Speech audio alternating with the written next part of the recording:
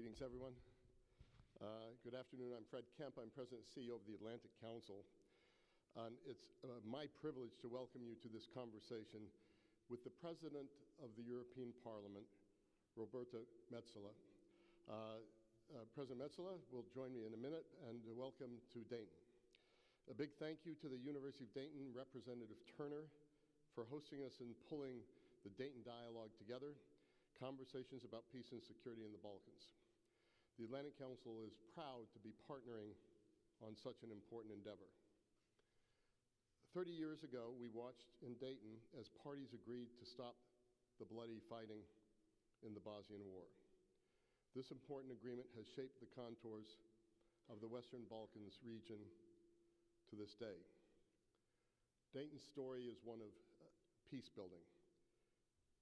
Peace building is quintessentially a European story, beginning with the European coal and steel community, literally created to end wars in Europe, a precursor to the European Union, integrating the coal and steel industries of 6 West European nations, Belgium, France, Italy, Luxembourg, the Netherlands, and the Federal Republic of Germany. It aimed to promote peace and prosperity by placing these vital resources of war under a common peacetime management. It was a radical experiment at the time, and sometimes we don't really understand what an important experiment was in governance. It's an idea that requires continual rethinking, but it has stood the test of time. All along, the United States has understood that peace and prosperity in Europe is also in the vital American interest. It's in that context that I am delighted to introduce the President of the European Parliament. With its 720 members, the only directly elected European Union body. President Metsola presides over the functioning and debate of the members of the European Parliament who are charged with shaping the bloc's rules, impacting nearly 500 million constituents they represent across the continent. So it's an honor to have her with us today to speak about her role in shaping the European and our transatlantic future. For those of you who don't know about President Metsola, you should. She has been the President of the European Parliament since 2022. Part of the European People's Party, she has been a member of the European Parliaments since 2013, representing Malta. She is a series of firsts. She is the youngest ever elected president and the first Maltese member of European Parliament to preside over the European Parliament. There's one other first. She and her Finnish husband, Ukko Metsola, are the first married couple to run in the same European Parliament election from 2 different member states. Half of them won. President Metsola, thank you for being here. We're looking forward to your remarks. After her comments, the President will join me in a moderated conversation, and we'll probably have time for some questions from the audience as well. Madam President.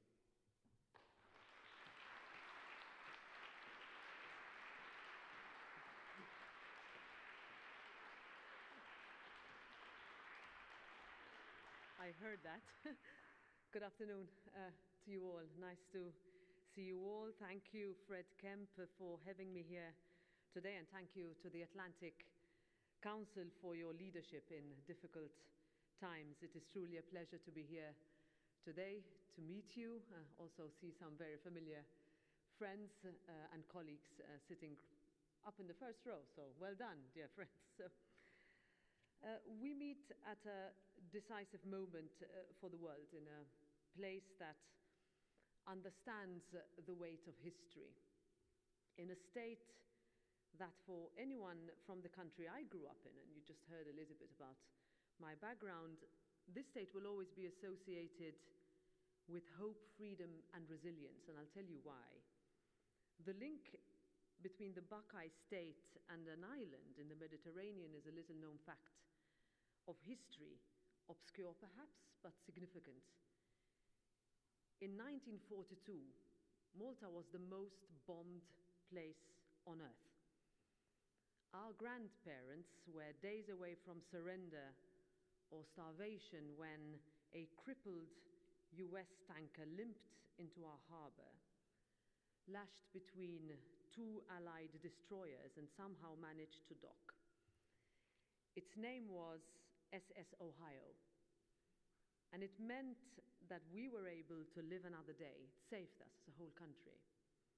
So in my first visit to this state, I would really like to pay tribute to what that meant for us, why the name Ohio was always associated with beating impossible odds. And that is what I believe is the spirit we need to rekindle today. The relationship between Europe and America is one of the greatest in history. And with NATO recently celebrating its 70th anniversary, it also is the most successful security alliance ever. It has kept generations safe on both sides of the Atlantic. It ushered in the security and peace of mind that allowed Europe to rebuild, to heal, to bounce back after decades of war and iron curtains. Today we are here to mark another significant anniversary.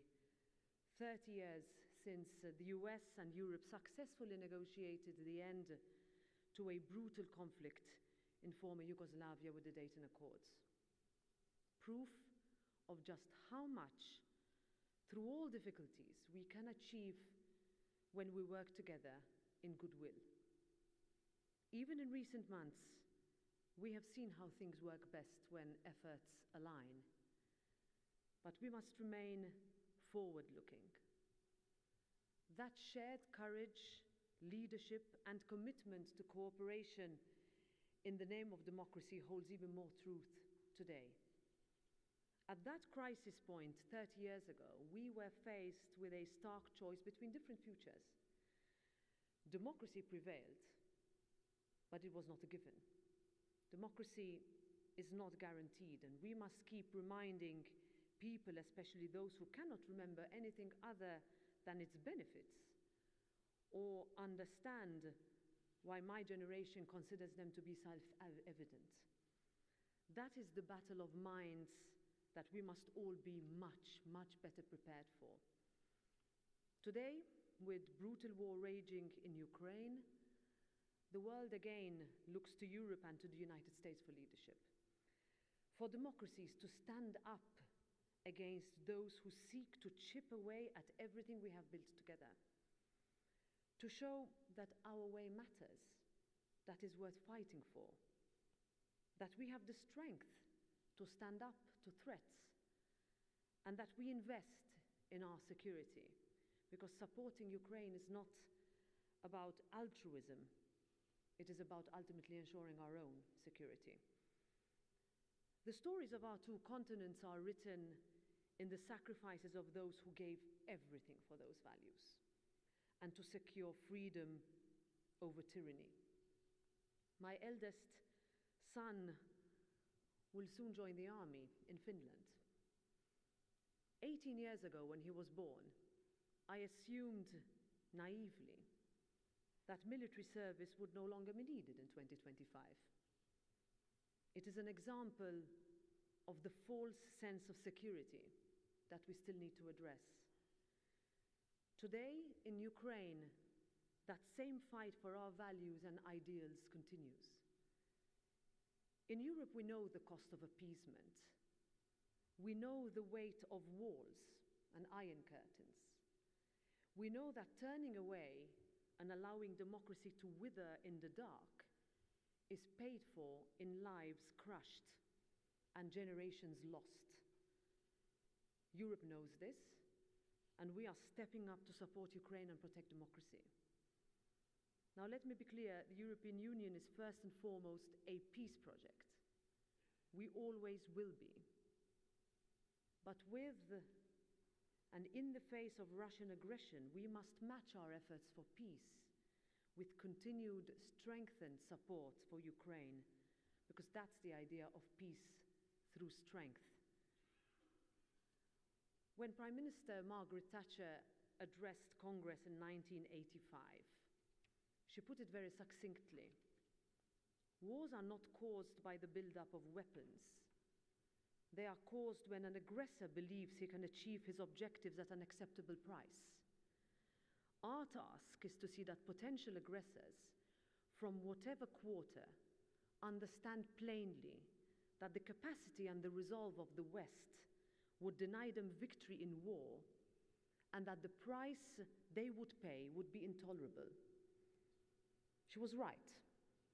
A lasting, just, firm peace can only be built through cooperation and negotiations that have our two continents at its center. That is why these dialogues matter, why our transatlantic relationship matters, and why NATO matters. President Ronald Reagan put it best: the North Atlantic Alliance is the most successful in history. While other alliances have been formed to win wars, our fundamental purpose is to prevent war while preserving and extending the frontiers of freedom. Today, NATO continues to play a crucial role for Europe's security, from countering hybrid attacks on our democracies to sharing vital intelligence information between our governments. Next month's NATO summit will be a pivotal moment to further our efforts and cement our unity. Now, Europe's security architecture must complement, not compete with it. The truth is, and we have to be honest with ourselves, is that for too long we have not spent enough on security. We relied on others. Now we are in Europe working hard to rectify this. And as President of the European Parliament, and my colleagues are here in this auditorium, I'm proud that we have delivered on increased support for Ukraine and Europe's security through production, joint public procurement, and industrial cooperation.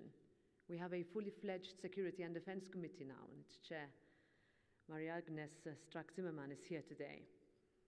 Our member states are also stepping up, increasing their budgets by 31% since 2021. Many have met or already exceeded NATO's target of 2% of GDP, so we are getting there. And the European Union is streamlining its defence capacity. And we will continue to boost our efforts to balance our joint security input and to match the high level of threat we face. This is for all our benefit, because a stronger Europe means a stronger US and vice versa. Should we have done it before? Yes. Long time ago? Yes. But we have stepped up because we've realized that we need to, and that's what we are doing. We're also looking to secure Europe beyond our borders. This involves working with our neighbors to strengthen regional democracy and increase collective security. We have repeatedly called for Europe to build on the peace achieved 30 years ago by welcoming the Western Balkan countries into our union. Because enlargement, and we are convinced about this, is the best geopolitical tool to strengthen Europe. And because a strong, resilient democracy needs to be ambitious, we also need a little bit more forward-looking action, and perhaps also just a little visionary. So my message to you from Europe, just as it will be to the NATO Parliamentary Assembly tomorrow, whom I will also address, is let's work together for peace and democracy, because democracies are under threat. There are more people in the world who can choose. There are less people in the world who can choose their leaders than there are people who can. And because democracies are under threat, when they deliver, we are all strengthened. And it is the same philosophy that must guide our approach to the situation in the Middle East. We need to act together with that courage, with that conviction and leadership that characterized our actions in this place 3 decades ago, stepping up to today's moment of reckoning together, not stepping back into fractured isolationism, and building up this one big, beautiful transatlantic relationship that protects the democratic values we cherish. We must stand together. I don't see any other option, even if sometimes it feels like we may need 2 ships strapped to us to keep us going forward. Ladies and gentlemen, 30 years ago in Dayton, our two continents faced a crossroads. They chose diplomacy, democracy, and peace. And today there is only one path left, moving forward and together. Thank you.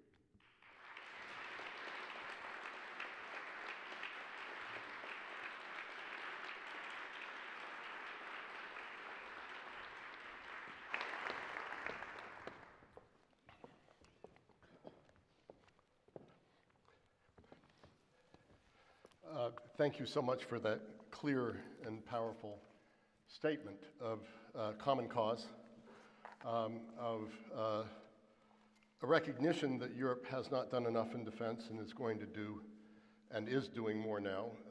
We can talk a little bit about the 800 billion commitment that's come out.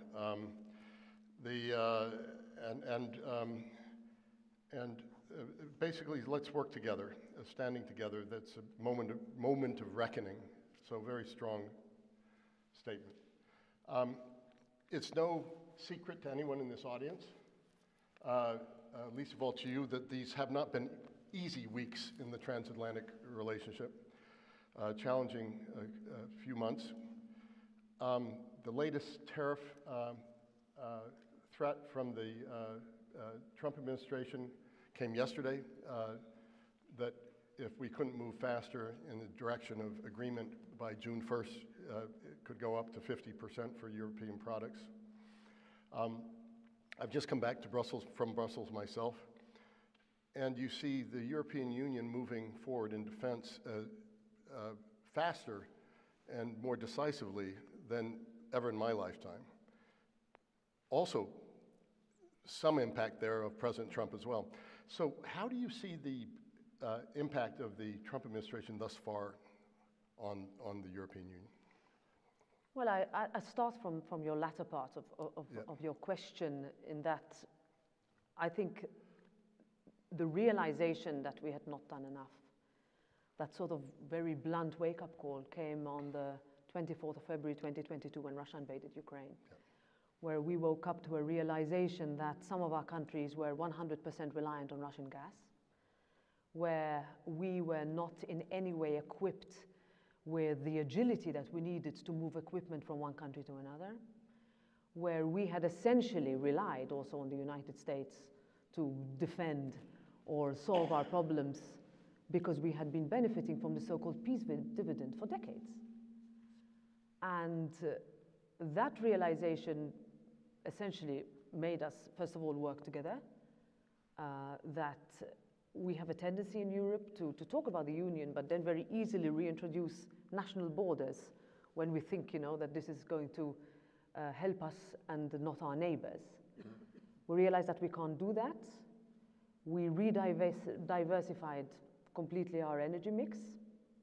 We understood that we need partners that are reliable and not imperialistic invaders that are in our neighborhood. And we also, over the last few months, understood that if we don't step up in terms of expenditure on security, and we have different discussions as to what security means. You have countries that says we need more investment in infrastructure, we need more investment in equipment, in procurement, making it easier for equipment to move across borders, etc.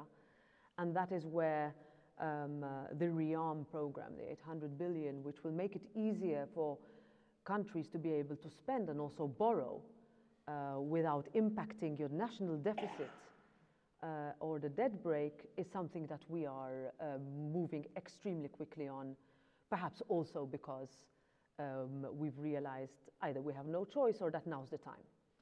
So with regards to the last few weeks and what next week will bring, I've just come from a meeting with an Ohio senator, so a senator representing the state, in a car showroom of European cars. And we had a good discussion. And we looked around. These are European brands, made in the US, some of them in this state or neighboring states, with a realization that our markets are so integrated that we should try everything to avoid what could happen next week. How do we do that? I have always believed in de-escalation. I am a strong believer, and I'm sure that this is shared by many here, is that a tariff war benefits nobody, and that if we're going to enter a protectionist road to the bottom race, then the biggest losers will be the European and American consumers. Why do I refer to European and American consumers? It's because we are the most integrated market, have always been.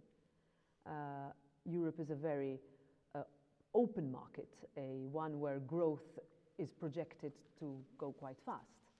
And that for American companies that invest in Europe, that growth could be much, much faster if the trade relationship is smooth. Now, where do we go from here? We would encourage as much dialogue and talks to happen over the next few days. We realize that there needs to be concessions. I think we should also be pragmatic. We should be honest as to where maybe there is an imbalance in goods, as to where there is a different type of balance in services, and go head to head in a way with saying how can we avoid what essentially has been avoided with countries neighboring the United States on this side of the Atlantic. We can learn from that, of how it happened, different ways.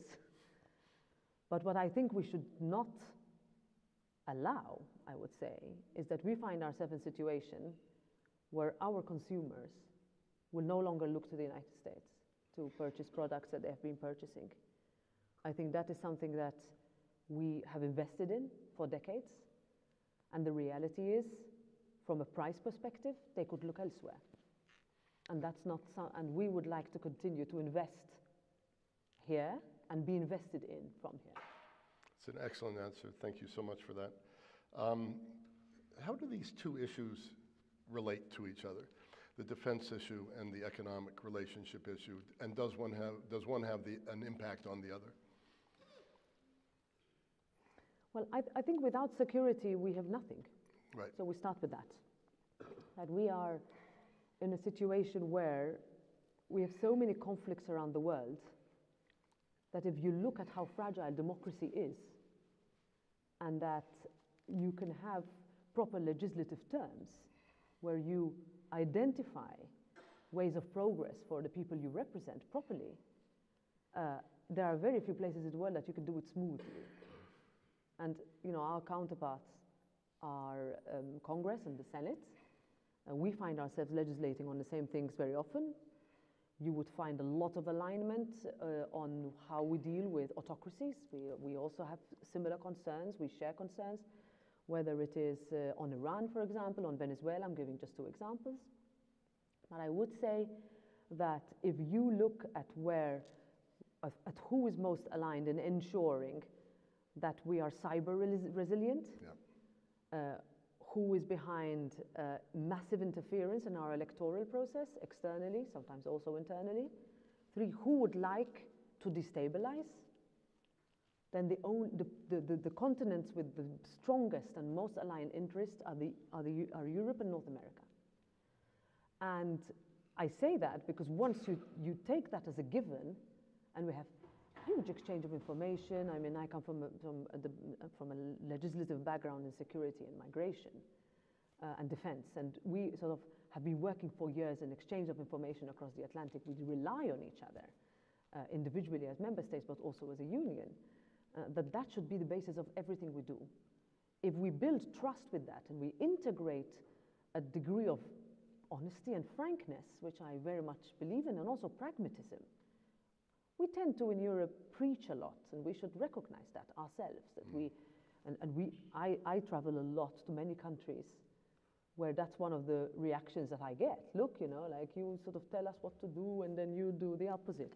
Or you allow the countries that are in the European Union already to do what they want, and then for a country to join. Our Western Balkan friends tell us this a lot. And we will hear this in the next few days, and then you make us go through hoop after hoop after hoop, and then tell us, actually, no, not yet, and wait a little bit, etc. So we also need to be self-critical and be open and welcome the fact that we get criticized.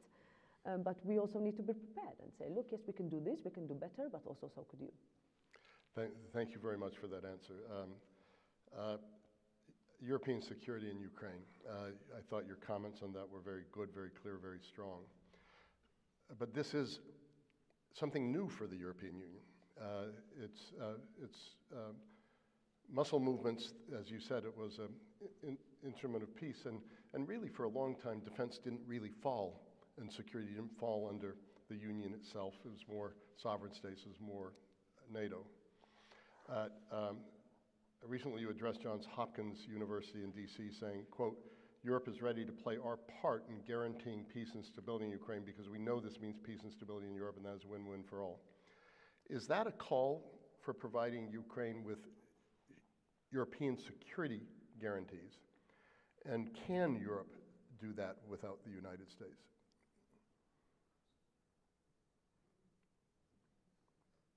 I'd like to say yes, unequivocally, but there is no doubt that no matter how much we step up, we will need help from our international allies. And I'll tell you why. And I'll give you some practical examples. So the invasion resulted in an influx of 7 million Ukrainians in the neighboring countries of the European Union. We would never have thought that that quick integration and easy absorption of that amount of people would happen so quickly, or was it even possible? Not only was it possible, that it happened quite smoothly. Integration in schools was smooth. Countries took on a responsibility that they never thought they could. And we stood up, and we were, I think it was around April, I visited Kiev on the 31st of March, so a few weeks after the invasion.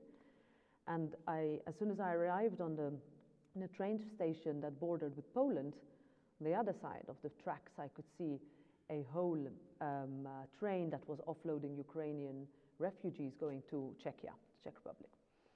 And you could see that, I realized that there on the ground that solidarity is what we can do best. And that's when you really felt proud to be European. Help with equipment came later, came slower. It was new for us that you'd need to have licensing requirements months before products were moved from one country to another. They were begging us for help with equipment that the European Union has, also older style equipment that individual member states had. Reluctance, quite a lot of reluctance at first. Then something switched. Because we had a groundswell support for Ukraine and help for Ukraine, it became, because in all countries there are very strong Ukrainian communities, that heads of state and government realized that this actually helps if we show our solidarity with Ukraine also in concrete terms. So we saw quite a quick shift that also led to the European Parliament being the first institution to saying that Ukraine should join the European Union. That was then followed by a unanimous 27, also impossible if you think a few months before, saying yes, Ukraine should join the European Union together with Moldova. That meant that we saw our shortcomings. We had underestimated the way that we could absorb people, and that we also realized where we were not good enough. We have, as I said, increased by 21% our defense expenditure. Integration between member states and movement has become easier, not as easy as I would like it to be. But of course, the upcoming NATO summit will be a big reckoning as to where our depletions are, how we can be more agile, what kind of defense, if you will, union will be created, and this is in the context of NATO, outside NATO. There are some countries that are neutral, but some of whom would always say, look, that doesn't mean we don't help in humanitarian peacekeeping. And this will be, I think, the next few weeks and months will be crucial in how much we can, let's say, argue for increase in expenditure, also against a sustained help for Ukraine. With regards to the negotiations, we have been of the firm opinion that nothing should be decided about Ukraine without Ukraine, and I think anybody coming from any country that would be at any point in its life vulnerable territorially would say the same. And that we would finally see a ceasefire that would lead to a lasting and durable peace.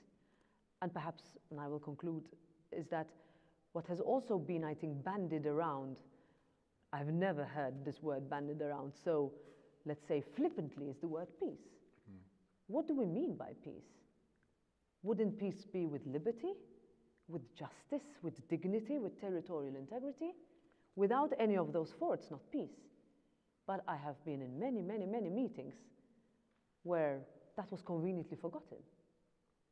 So I think we stood up, we woke up to a harsh reality, we matured as a continent. We had no choice. We did it because this is also a fight for our own security. This is in our neighborhood. For many countries, it's a border country. And this will also take us going forward into realizing that we need to do much more in order to stand on our 2 feet in the future. Thank you so much for that excellent answer. The 2/3 of European Union citizens want the bloc to play a greater role in protecting them. So that's a very good thing.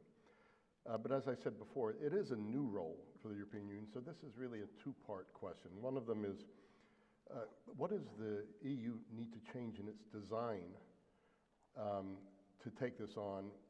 What does the EU look like as a security actor in practice? And then how should that work alongside NATO? The second part of this, it's clear we're not producing enough weaponry on both sides of the Atlantic. You look at Ukraine, this year they're going to produce 4 million drones, maybe 3.5, 4 million drones from really nothing. It's really remarkable what the Ukrainians have been able to pull off under the threat of their very existence. But we haven't been on the same war footing ourselves. So one part of this question is, what does the EU look like as a security actor? The other part of this is are you focused on building a transatlantic defense industrial base? Or is it a European defense industrial base?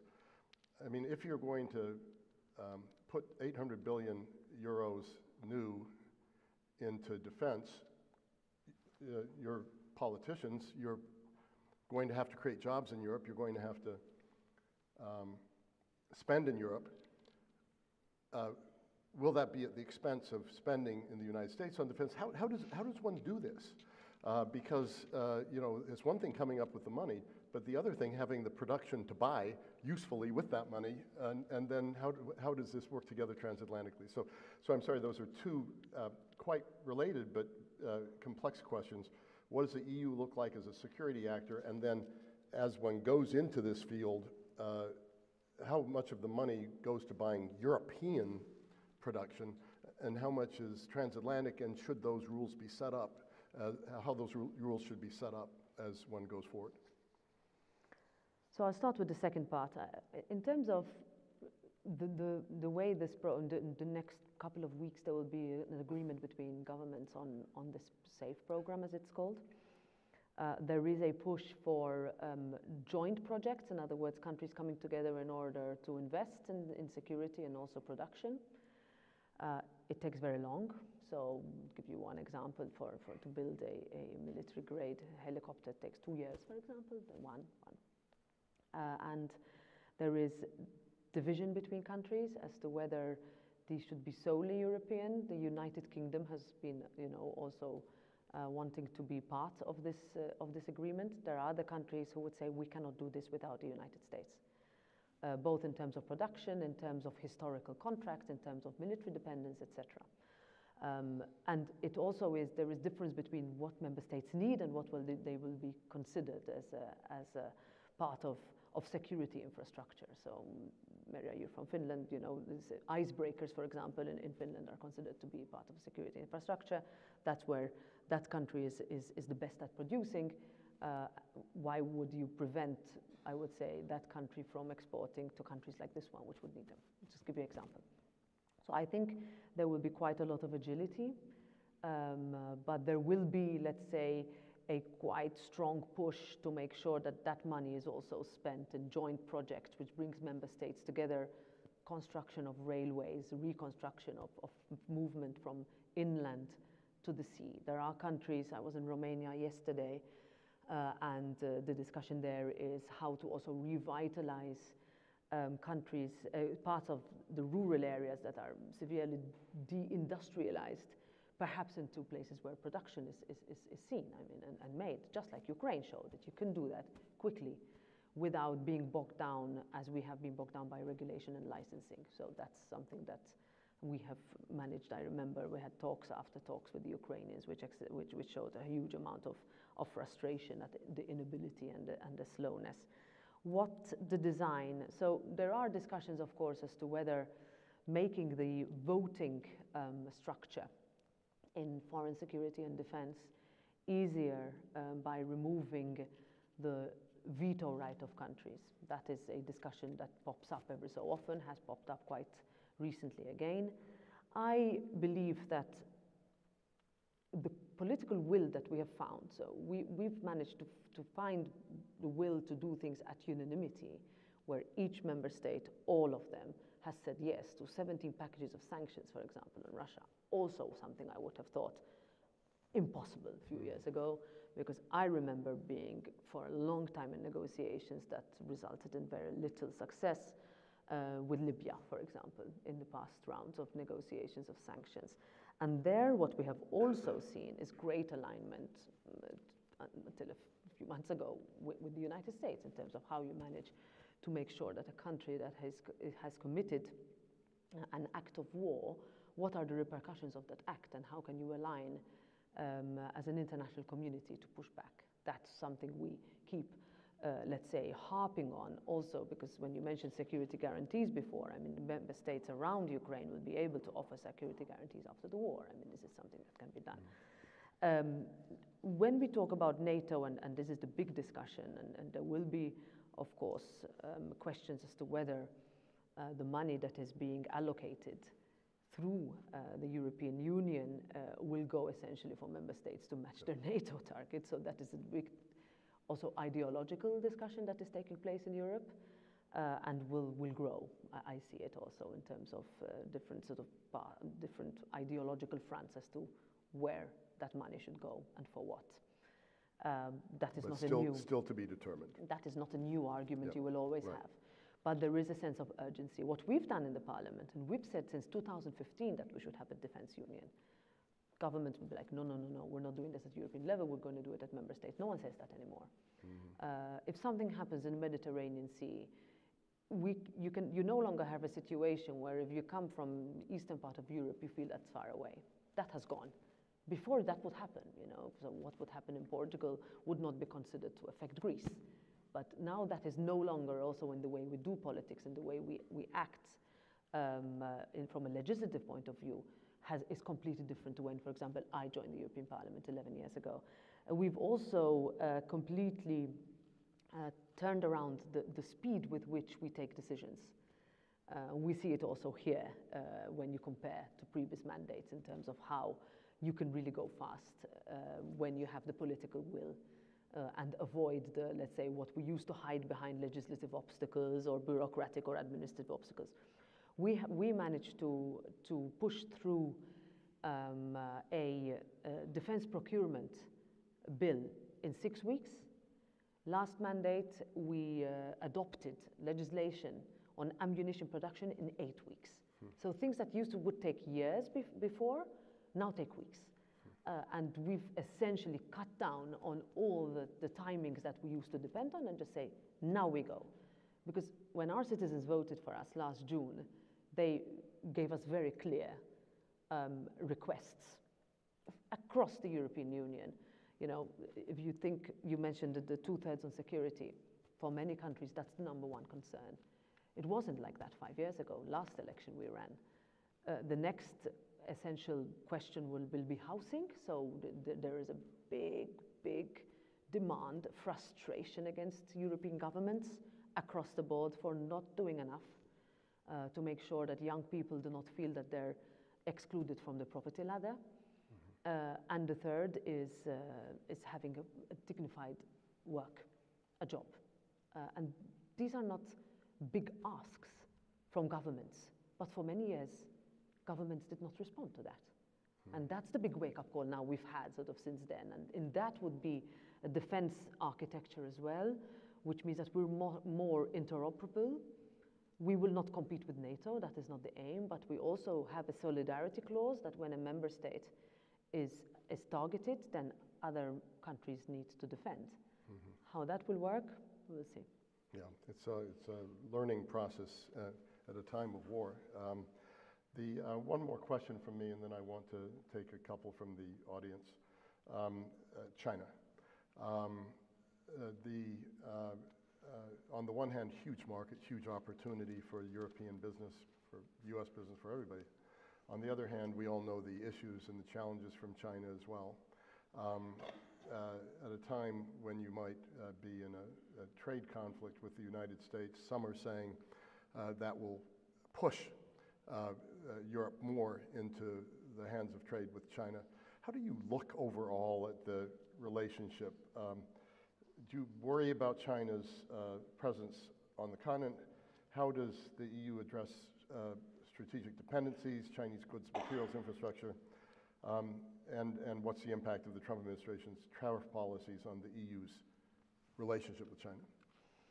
I think one of the things that has become even more clear over the past months, recent months, is it's not only Europe's dependence on critical raw materials or certain parts of products in the market on China, but also the United States.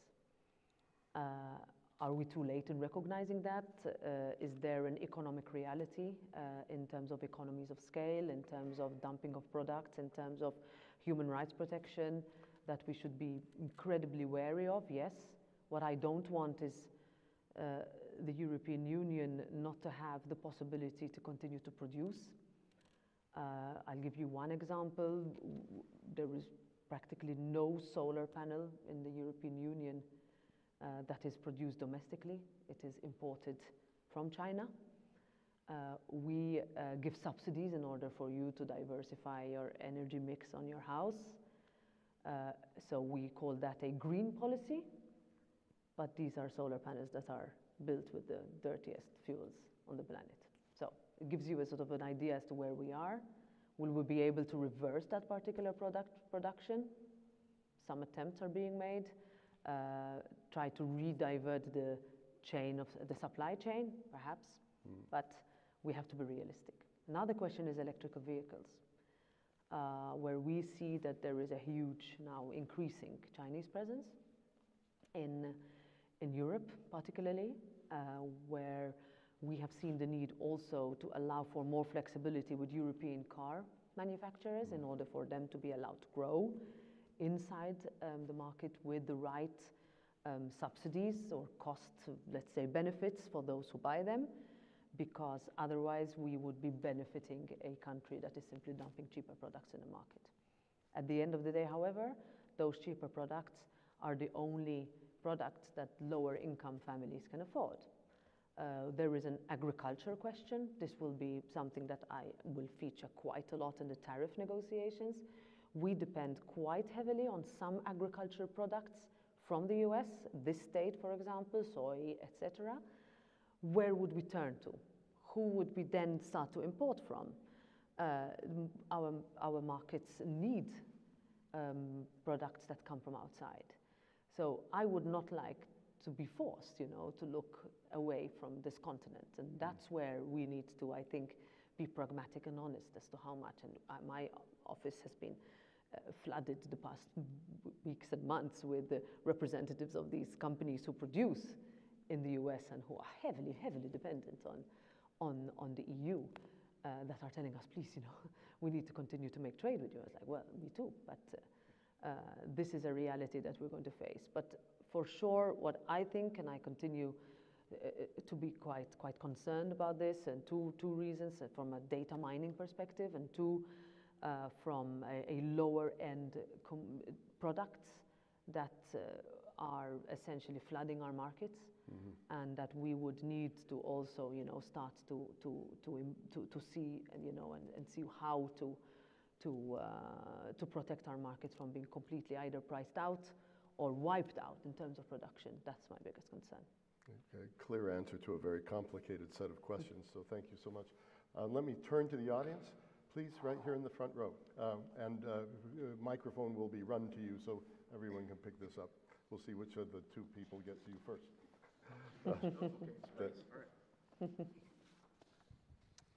Hi, President Metsola. Thank you for being here. My name is Tony Bishop. I was actually a Schumann trainee in the European Parliament, and I also happen to be from Dayton, Ohio. So it's really cool to see the EP in my hometown. So my question is actually kind of on that. It's about exchange programs. It's a little bit of a selfish question, if I'm being honest. I think we need more EP interns from the state of Ohio and from the Midwest. So could you please advertise internships in all of the Ohio schools and bring back, though, also the Brussels portion of the U.S. internship, because it's extremely developmentally friendly and advantageous, I would say, for folks like myself. So that's kind of my spiel there, but if you could bring that program back, that'd be great. Go ahead. I love that question. Yeah. You know, I've always had US interns in my office ever since, and one of them, who comes from Mobile, Alabama, is now permanently employed with me, and it's actually pretty amazing. So we had, pre-COVID, this was, and you were, I don't know, when did you do your traineeship? 2019. Right, yeah, just before COVID. So pre-COVID, we had a very flourishing program with certain universities, certain parts. I didn't know. We also had with Ohio, so point taken about advertising here. We're proud of our traineeship. We consider it to be, I mean, we train thousands of young people every year. And that helps whether you go into public service or anything you want to do. And I make it a point to meet with the trainees whenever they come. So every 6 months I meet with thousands of them, where we just sort of exchange, like, what can you do and how. And I see that most of them actually would like to stay on in Brussels when it's done, and you know, Brussels rains a lot, but you know, they like it. I also have a deal. Yeah, that's true. I have a deal with Furman in South Carolina, where I have had over the years a possibility to go and train, because they have one of the few European law and studies departments in South Carolina. It's quite amazing, in Greenville. And we've done this because it's myself and the president of Finland, who's Alexander Stubb, was also a student there, so we have a deal with them. And I'm also in talks with Mike Johnson, who's my counterpart, Speaker of Congress, because I would like to have a more permanent exchange of trainees between Congress and the European Parliament. We are equivalent in the way we train, and having an experience in the office of a congressman or a member of the European Parliament is, as I've heard, you can't get it anywhere else. You don't have that you run from one committee to another, you go down to vote, you have the next door someone who has completely different ideology, comes from a different background to you, but everybody is in a way in the same sort of messy situation of chaos. And it's just an amazing thing to do. So point taken about Ohio. I'll try to build up our presence in the States. A few other states would like to get into line for that. Yeah. I'm going to get everyone coming to me now going, not only Ohio. Let me take these last two questions. I see three. We can collect them. We can collect them. Okay, let's take these three short questions, and then we'll get short answers, and I think we'll be able to move through. So I have 1, 2, and 3. So please, I think it's Ed Joseph through the dark here that I can see. But if you could introduce yourself and pose your question. Thank you very much, Fred. Wonderful conversation. Edward Joseph from Johns Hopkins SAIS, and President Metsola, we were honored to host you there. If you permit me a slightly more challenging question than Tony's. We're here in Dayton, in this very nice town, because of U.S. diplomatic leadership to solve and end a terrible war in Europe some 30 years ago. Now, President Metsola, the situation in the Balkans remains very difficult, and Russia and China are still have their malign influence in that region. And my question is, how can the European Union show its independence and no longer needing the United States in that region when, for example, a European Union candidate country is warned by Brussels, the leader of that country is warned, do not go to Moscow and do not attend this event in Moscow. And then that leader goes to Moscow. And the very next week, a senior European Union official meets with that individual. I know you speak for the Parliament, not the Commission, and not the Council, but I appreciate your views on that. Thank you so much. And so I'll take three, and Yeah, we'll yeah, remember go ahead, the yeah. questions, please. I'm sorry, I've got these three here, but here and here. Yeah. Okay.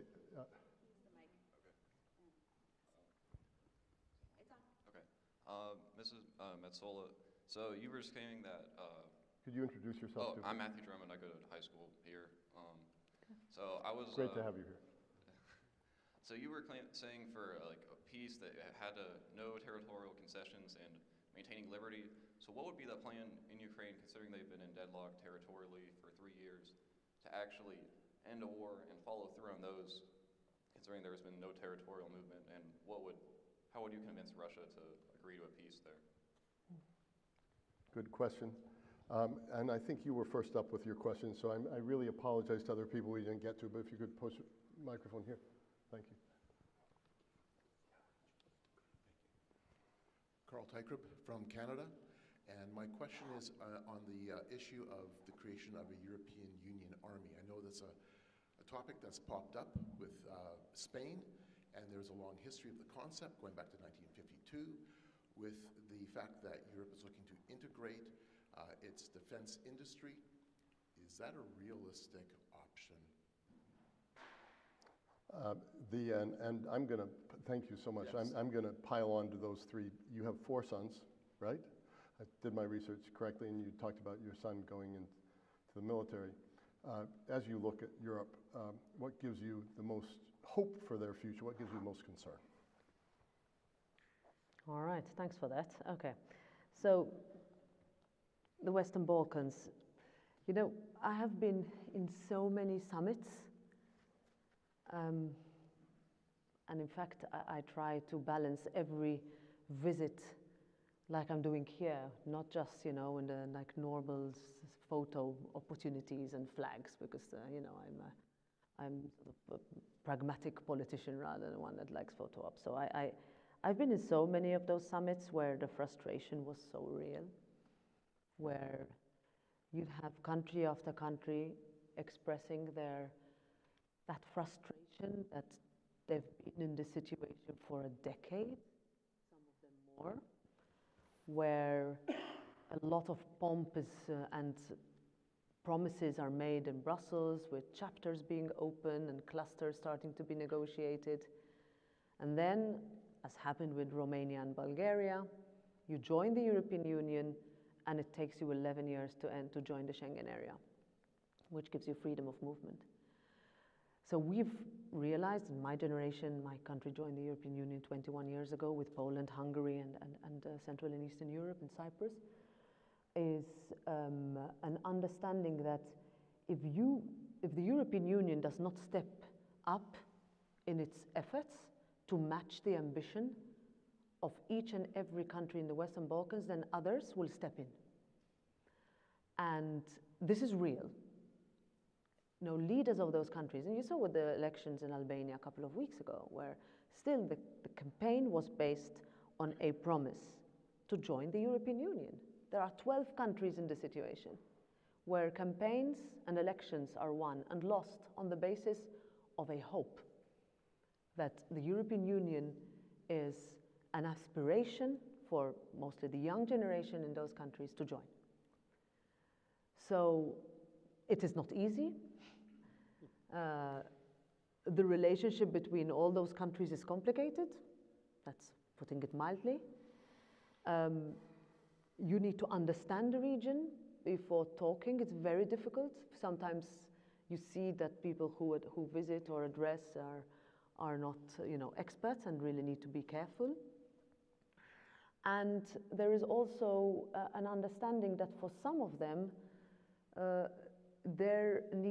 they need to play different sides. And it's not only countries in the Western Balkans, but also countries of the European Union.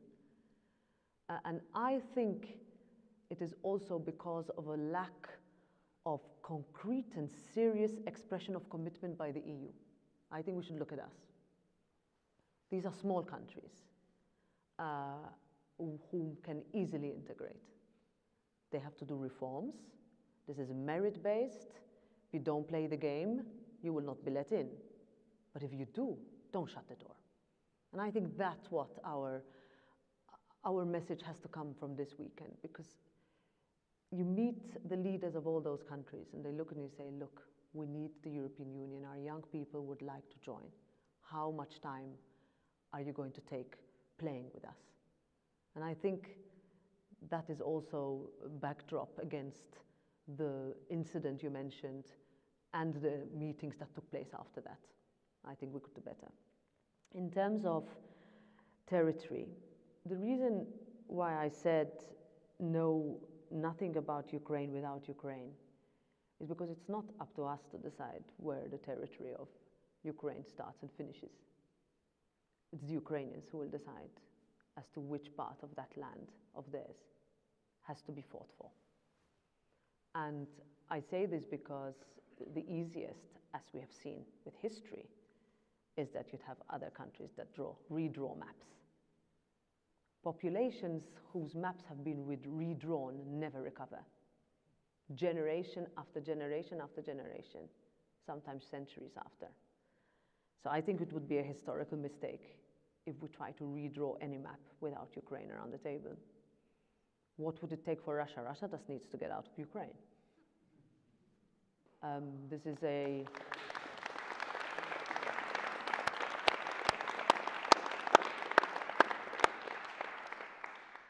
ceasefire is not where you bomb all night and have political propagandist rhetoric in the morning, because that's what's happening at the moment. And that's pretty sad to see. There was a big prisoner exchange that is currently ongoing, that was negotiated in Turkey last week. Good, great step. We need to go further. So I think also on this, the next weeks will be crucial. I think the Ukrainians have defied all expectations in terms of their strength and resilience. I have visited the country, I've met prisoners that have been exchanged, I've met children that had been taken and have been returned. Scars will remain with them forever. And that's really something that I think our generation, as I said before, we have not known war. This will affect all of us. And we should never forget, never. EU army, this is not a new discussion, as you said, decades long. We tend to really spend decades. Soon it will be a century. I don't think that the question is about an EU army. It's more integration. We have huge differences between countries, huge traditions, different, you have some countries that have overcome military regimes for whom this is very sensitive. You have other countries that have never, let's say, lost their capacity, but some countries that have lost it completely. So there is now finally a serious discussion about, that capacity being more integrated and actually being more agile. We have perhaps sort of similar to the model created, and this was legislation I worked on and I was extremely proud of it, is our border agency, so the external border, for which there is an agreement that 30,000 border guards will be deployed across wherever it's needed. So whether it is on the Finnish-Russian border, on the Polish-Belarus border, on the Greek-Turkish border, Spain, Ceuta-Melilla border, etc. And all member states pool or send to that. Does it work perfectly? No. Are we still are we very far away from deployment capacity? Yes. However, I have met some of their units in Lithuania, in Poland, and they are fantastic. And it's nice to see, standing next to each other, depending on the flag, that they would come. One comes from Poland, one comes from Italy, one comes from Hungary, etc. I even visited the EU Border Assistance Mission, which is on the corner between the Gaza Strip and Rafah in Egypt. And there you have a similar operation of evacuation of the sickest and the ones that need help. Hope and concern. So I start with the concern. I think concern is that we have, for my children, so my eldest is 18, my youngest is 8, my biggest concern is mental health. So it's completely different to everything we've discussed now. But since the pandemic, we have seen an enormous increase in mental health concerns among our young. Massive. It's still a stigma to talk about it, but you have 17, 18, 19-year-olds who have not recovered from staying home for a year and a half or two. It's true. Isolationism is big. Complete dependence on technology instead of what I used to do when I was young is extremely concerning, extremely. And whereas here the discussion is much more advanced in terms of age verification mechanisms, etc. Still not there, but we're working with Meta and the social platforms in order to try to integrate some sort of understanding that our young are the most vulnerable. So that's a concern that I have as a mother. My hope is that they grow up in a Europe that is as beautiful as I grew up in, not with nostalgia, but that is the place where we consider, like is one of the best places on earth to grow up, build a family, build a company, and just be part of an integrated world. That's the best thing about living in a place where you can vote, you can choose your leaders, you can do what you want, you can live how you want, and just know that you can move wherever with just education. You don't need much. You just need education where you are trained to be open-minded and be tolerant. That's a hope for me that I think we can really deliver if we do our job right. Thank you for that. So President Metsola, I think I speak for everyone in the audience. I think everyone here feels that they've just been party to just a rich exchange and rich conversation. So thank you for your leadership and thank you for taking time with us today. Thank you.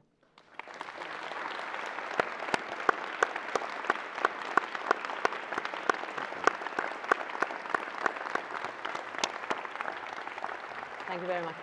Thank you.